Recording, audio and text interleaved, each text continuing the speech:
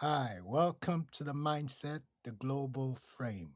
Today, we're talking about distraction versus reality. What the world is missing while power quietly shifts. But before we get into it, I've noticed most of you watching, more than 80% of the viewers have yet to subscribe. Kindly do so. It's free, it supports the channel, and we'd love to keep bringing you more of this content. Thanks again. And that being said, I'm Femi, and with me is Madam Fey. Opening frame to this topic. Each week, we step back into from the noise and examine the forces really shaping the world. What's really making it move? Not just what's happening, but why is it happening? And what it means to you, to the entire globe, no matter where you're living at. Because in a world flooded with information, the greatest danger is no longer ignorance, it's distraction. Right now, the world feels overwhelmed. From the Middle East to Eastern Europe, from Asia to Africa, from Washington to Brussels, from Iran to Israel, China to Taiwan, Russia, Ukraine, Europe under pressure. The United States navigating economical strain, political polarization, and global competition. So the real question isn't what's going on. No, no, no, no, no. We already know that. The real question is what actually deserves our attention right now. And just as importantly, what is pulling our attention away from things that will shape the next decade. This conversation today with myself and Madam Fay, the age of distraction. If you follow the news, everything feels urgent: scandals, lawsuits, investigations, personalities, old stories resurfacing at very specific moments. Some of these stories are real, some deserve scrutiny, but strategy isn't just about what happened, it's about timing. When you think about strategically, when you think strategically, so to say, you start to notice patterns. What suddenly dominates attention? What appears at the same moment as major geopolitical or economical decisions? What pulls emotional energy away from structural issues? Because timing is rarely accidental. Very often, distraction and decision move together. Madam Faye, what's your take so far? Absolutely, Femi, and you've set the stage perfectly. When we look at all of this, it's really about recognizing that a lot of what grabs headlines is designed to pull us away from those deeper, slower moving forces that actually shape the next decade. So, from my perspective, it's all about helping everyone tune out the noise and really focus on those underlying shifts. It's a crucial mindset shift, and that's exactly what we're here to do. What actually matters right now, history really remembers what trended. That's the way it is. It remembers what shifted power. Right now, the world is dealing with unresolved wars, fragile alliances, rising military spending, inflation reshaping daily lives. That's the reality. Currencies under massive pressure, declining trust in institutions. These are slow moving forces. They don't go viral, They don't fit neatly into outrage cycles, but they shape our lives for decades. And while public attention is absorbed by emotional narratives, structural changes continue quietly in finance, defense, diplomacy, technology. The gap between what dominates conversation and what drives reality is where long term risks grow. Our lives are changing right before our eyes. Madam Fay, what you take? Absolutely, Femi. And that's exactly the heart of it. History doesn't highlight what was trending on a given day, it highlights what truly shifted the balance of power over time. So, as we look at all these slow moving forces, those unresolved wars, that rising inflation, those fragile alliances, what really matters is understanding that most impactful changes usually unfold quietly outside the spotlight. And that's what we're here to do, help everyone see through the noise and focus on those deeper shifts that really shape our future. That's the mindset shift we're talking about. If you, that's it. If you haven't subscribed, it's free. Support the channel. Going into it a little bit deeper, Europe as a warning signal.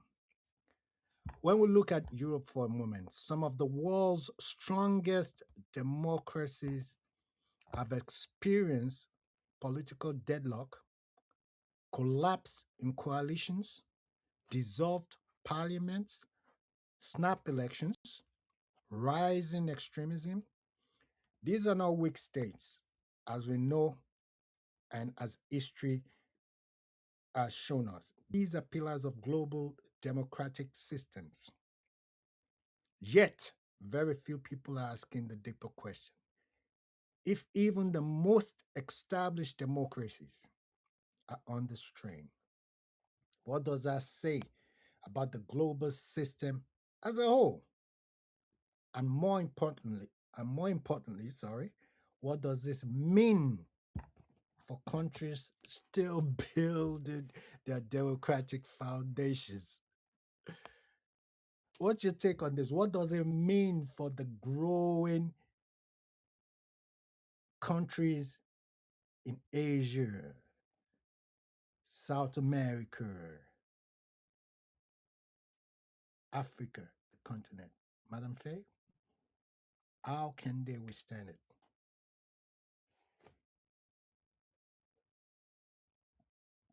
Well, Femi, that's really the big question. When the strongest democracies face this kind of internal strain, it sends a signal to the rest of the world. For countries in Asia, Africa, Latin America that are still shaping their own democratic paths, it's both a caution and a reminder. It means that no system is immune and that building resilience matters just as much as building institutions. So, for these growing democracies, the lesson is really about not just adopting democratic forms, but also preparing for the stresses that come with them. And that's really the bigger picture we need to focus on. Well said, well said, well said. The quiet preparation behind the scenes. What's most revealing isn't happening on TV, away from headlines. Governments, institutions, investors are not reacting emotionally.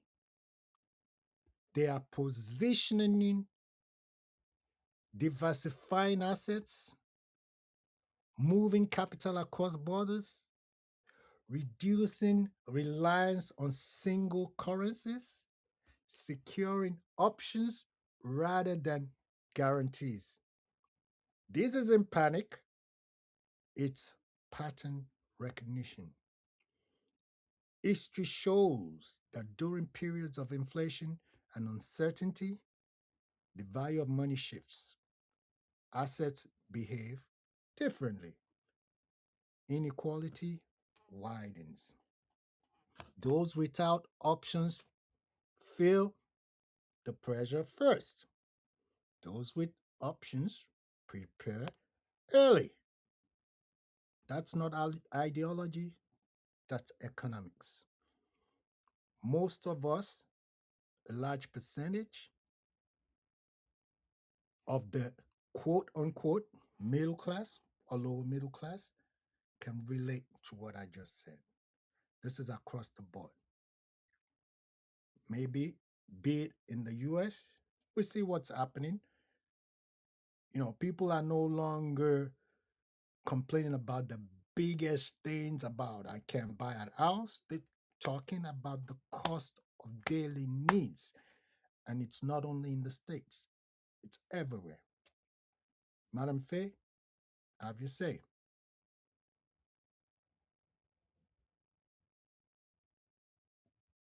Absolutely, Femi. And that's such an important point to highlight.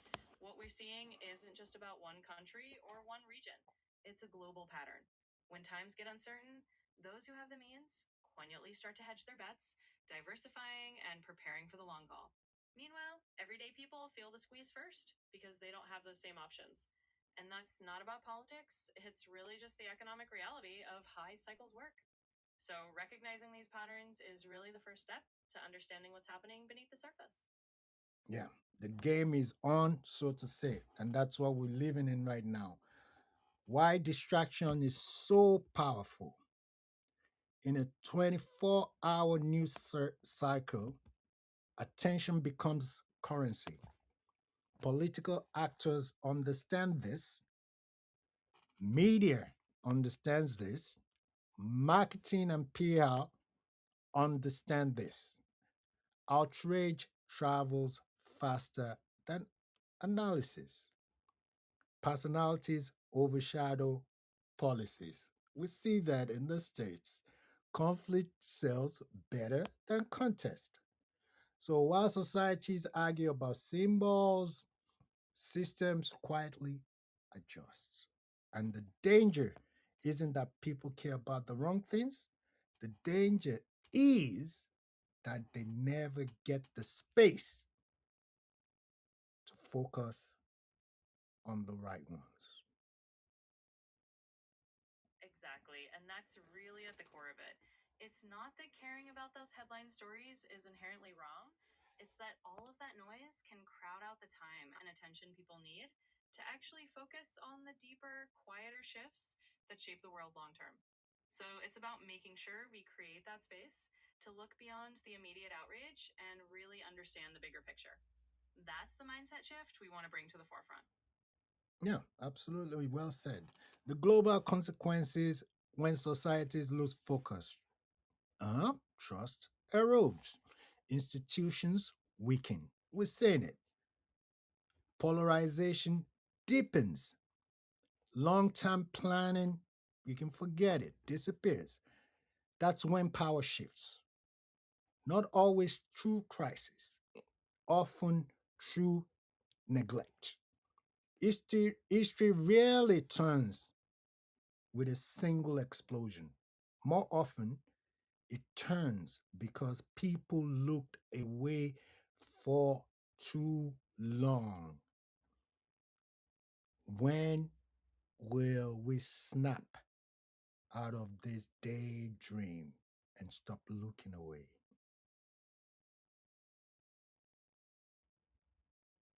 Exactly, Femi. It's that slow drift of attention that can quietly reshape the entire landscape. It's not always a big dramatic moment. Often it's the accumulation of times when we just didn't look closely at the quieter shifts. And that's really what we're here to highlight. To help everyone snap out of that daydream, as you said, and really see where the real changes are happening. Because in the end, being aware of those underlying forces is the first step to not being caught off guard by them. Africa, Nigeria, and the bigger picture. For Africa, and especially for countries like Nigeria, this moment matters deeply because the global system is changing economically, politically, technologically.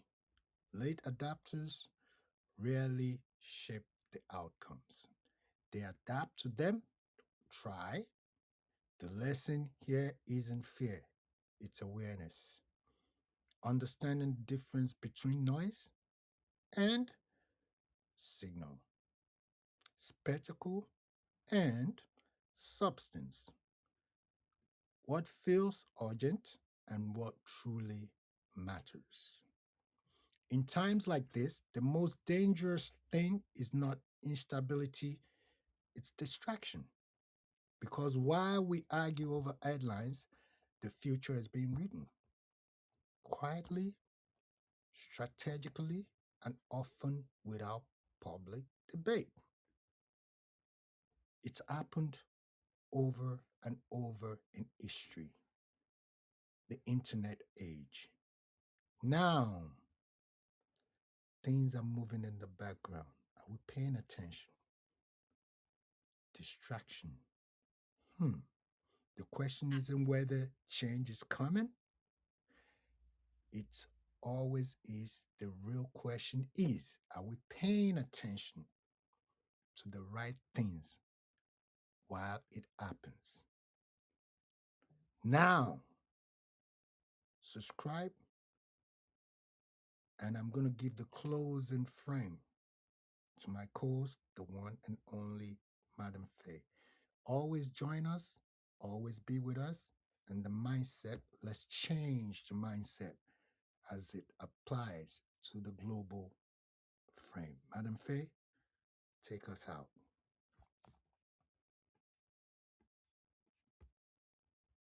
Absolutely. And thank you, Femi. It's always a pleasure to dive into these conversations.